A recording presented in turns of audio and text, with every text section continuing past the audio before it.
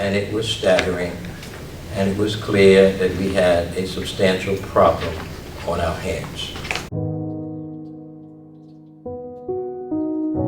Well, the first thing we had to do was to build an action system that was large enough, respected enough, and strong enough to take on the Boston Public Schools. We figured the way to do that was to form a task force that would look at and oversee a study on the problem. The report was released on October 14, 1970, and headlines blazed across the Boston Herald and the Boston Globe. 10,000 children, students are out of school in Boston.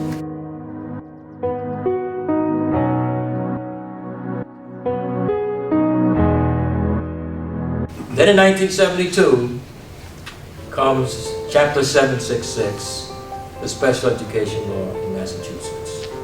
In my judgment, the most progressive piece of education legislation in the history of the Commonwealth.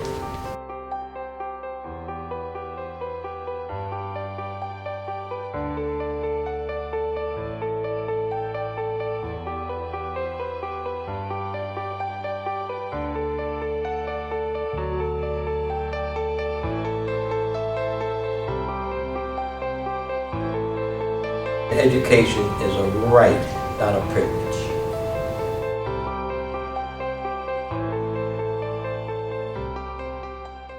Well, from 1972, when we helped pass the first special law, Chapter 766, all the way through 2014, when we helped pass the Autism Omnibus Act, MAC has been a leading legislative voice to protect and expand the rights of children with disabilities in Massachusetts. So we use a multi-strategic approach to create systemic change. That's our main priority, to impact as many children as possible. Our listening begins with our helpline. Many of our families have told us that the helpline is a lifeline. With our staff and trained volunteers, we're able to offer information to families about what their legal rights are and to help them to be better advocates for their children. What families hear is a caring voice on the other end of the line. I have a child who is almost 9 years old and who is on the autism spectrum. He's lovely and he's so caring, and I love him so much. I reached out to MAC when I realized that I was getting to a dead end with my school district. MAC has a huge role in empowering parents. They also has fostered a sense of, advocacy within me, and they have empowered me, and I'm sure they would have. I'm sure they empowered other parents too. I owe MAC so much, as I think many parents do. I think that phone call that I made to MAC on that particular day, where all the doors were closed and where I felt hopeless, reaching out to them was the best thing that I've ever done. Increasing his just future chances, his life chances, is all related to a phone call. One way in which we empower parents beyond our helpline is through trainings to families out in the community. We help families to know what their rights are so that they can better advocate for their children. We take on a limited number of special education cases each year in which we provide low-income families with free legal representation. Our coalitions are extremely important to the work that we do here at MAC. We work with a variety of partners in legal services and in the statewide agencies in order to accomplish broad systemic change. We could not do our work here at MAC if it wasn't for our partners in coalition. It's really by working in the trenches with individual children and families that MAC identifies the system-wide barriers that are really creating obstacles for many, many children. And then once these barriers are identified, we can then advocate together with our sister organizations to create new laws and new policies that will remove obstacles and ensure a level playing field for all kids. Our goal is to ensure that all kids have the opportunity to learn and to learn to their potential. One of MAC's greatest strengths is that we never go away and we never give up.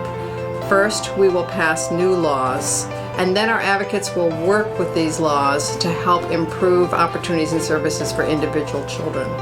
And then we will advocate with state agencies and school departments to make sure that we have the policies and practices and funding necessary to fully implement the laws. And then we'll go out and we'll train parents and we'll train educators so they know about the laws and can help from the ground up to make sure that kids get what they need. Well, first of all, going to college was a dream to me, and that dream was far from coming true because when I was born with a lot of health issues. I had to do a lot of surgeries to survive. And back in my country when I was 8 years old, I didn't know how to read or write in my own language. When I came to the United States, things were kind of difficult for me, but thanks to my parents, teachers, and also the opportunity of being in the Macy program at Roxbury Community College, that dream came true. Now I am studying at Bunker Hill. I'm trying to keep my GPA up so I could get better grades. I would recommend MAC to other students because it's a wonderful opportunity and you grow as a person being here.